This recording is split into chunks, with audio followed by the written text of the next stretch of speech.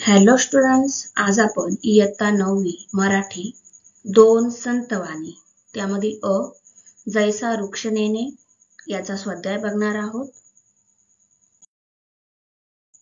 प्रश्न पहिला आहे, वृक्ष आणि संत यांच्यातील साम्य लिहून तक्ता पूर्ण करा.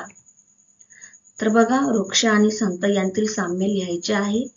वृक्षामधील पहिला आहे, मान अपमान जाणत नाही. संतांमध्ये पहिला आहे, निंदा स्तुती समान मानतात. वृक्षामध्ये दुसरा आहे, सहनशीलता क्षमाशीलता. संतांमध्ये 2 नंबर, वृक्षांप्रमाणे सहनशीलता. 3 नंबर वृक्षामध्ये आहे, स्तुती निंदा सर्व समान, धैर्यवंत साधूप्रमाणे शांतपणे. संतांमध्ये 3 नंबर, स्तुती निंदा समान, धैर्यशील.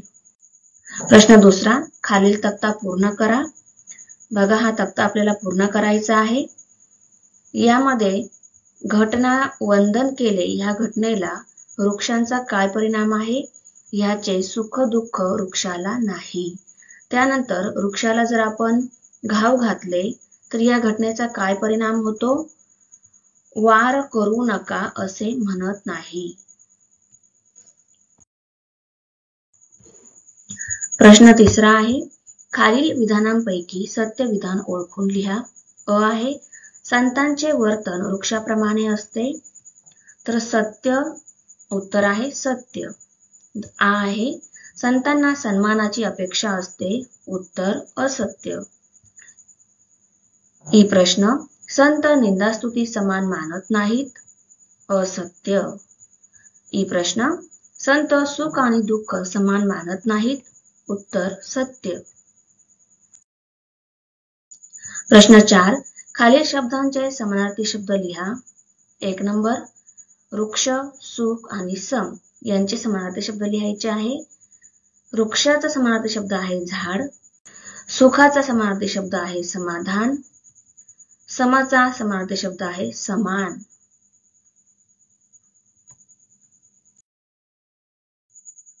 प्रश्न 5वा, काव्य सौंदर्य त्यामधील अथवा कोणी प्राणी येऊनी तोडीती तया न म्हणती छेदू नका, या काव्यपंक्तींचा तुम्हाला समजलेला अर्थ सांगा.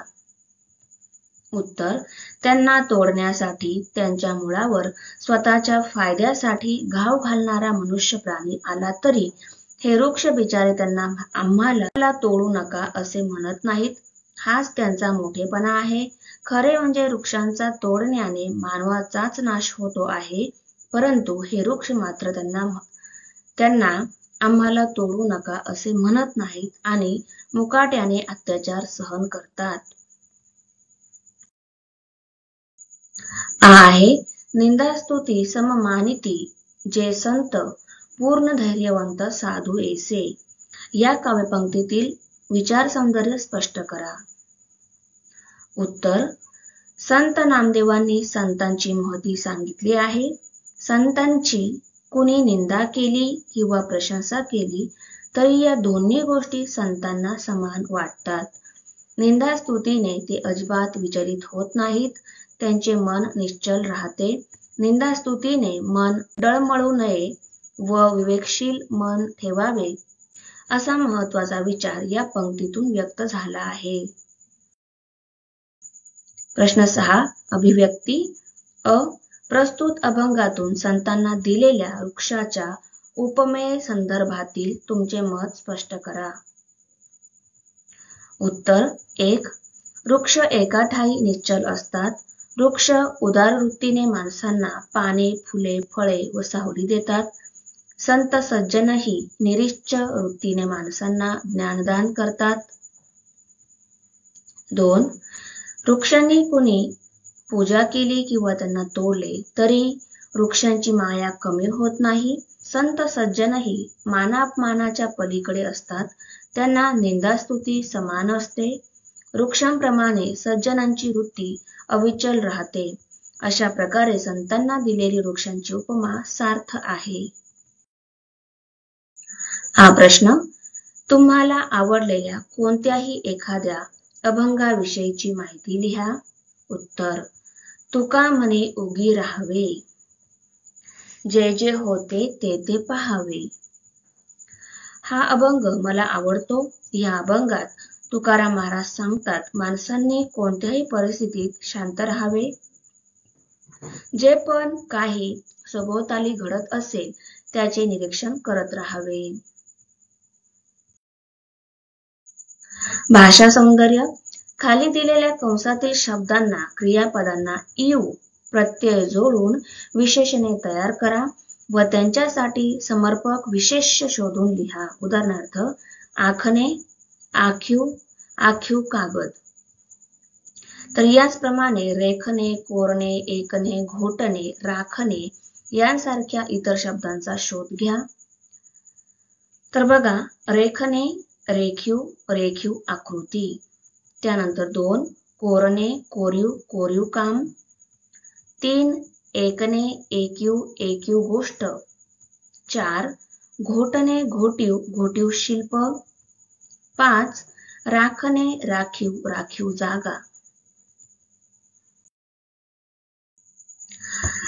1 नंबर रूपक अलंकार. खालील उदाहरण वाचा व समजून घ्या. उदाहरणार्थ, नयन कमल हे उघडित हलके, जागी हो जानकी.